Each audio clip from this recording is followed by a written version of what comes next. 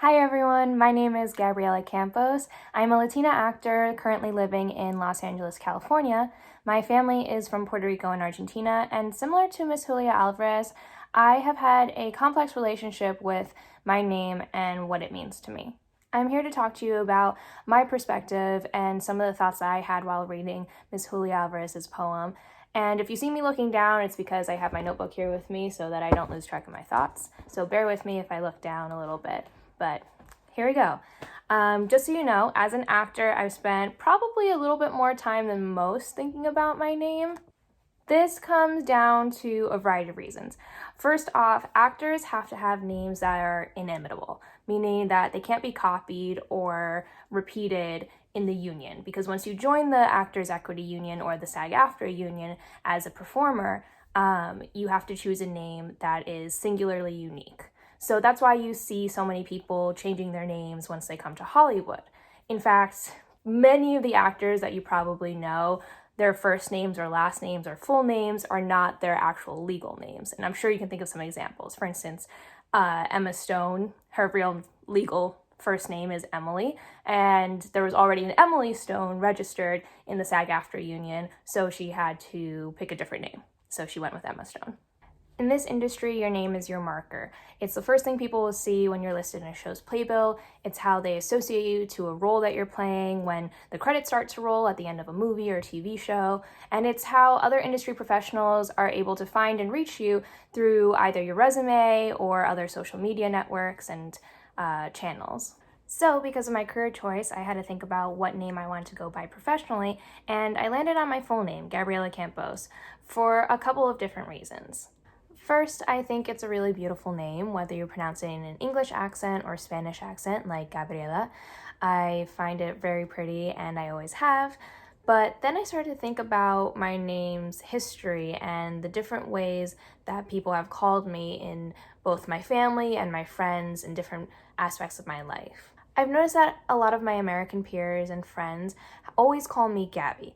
It's not a name that I chose, it's just the abbreviated version for Gabriela, and it's shorter, easier to say, I would guess. And growing up in a town that is pretty small and 95% white, that was just what I was called all the time going to school, and by my teachers and by my friends. But no one in my family calls me Gabby. I am only called Gabriela or other family pet names, such as Nini, which is my family nickname, or by my middle name, Nicole, or when my mom's mad at me, Gabriela Nicole. So I've always found it really interesting that there seems to be this divide in my name between the two different major groups in my life, and that being the people of color in my family and close family and friends who call me by my given full name, which is Spanish, and then the people in the other aspects of my life who are mostly white Americans, not usually from immigrant families, who immediately shorten my name to Gabby, and usually without asking. This then leads me to think about the other members of my family who have struggled with their names and just the history of people of color in this country and how their names have been taken away from them. For instance, my cousin Jaime, he was born and raised in Puerto Rico, and as a kid, he had to move to Virginia with his mother and stepfather, my aunt. And when he was in school in Virginia, he was also in a small suburb that was mostly white, and his teachers refused to call him by his name, which is Jaime. It's the Spanish version of James. They would only call him Jamie, and even after he would ask them to call him Jaime, they still would refuse to call him Jaime. There was something about his name and its Spanish pronunciation that they just did not want to say. They saw it written as Jaime, and for them in English, that means you have to say it as Jamie. I think about other examples in history where immigrant families come over from countries like Italy or Ireland or Latin America, Eastern European countries, and they shorten their names to assimilate better into America so that people don't have to pronounce their long-sounding seemingly complicated names. And then, of course, I think of the African Americans in this country whose ancestors were slaves and whose names were taken away from them forcibly by their slave owners. There's a show from back in the 80s called Roots. You might have seen the reboot in the late 2010s. And there's this iconic scene in Roots where the slave owner is breaking down the slave Kunta Kinte and telling him and asking him what's his name. And Kunta Kinte refuses to say his new name that was given to him by the slave owner's wife. And he repeats that his name is Kunta Kinte, Kunta Kinte, Kunta Kinte, until he's broken down and finally says that his name is Toby. So when I think about the history of names in this country and within my immediate family, I realize that there's a power in deciding what I want to be called.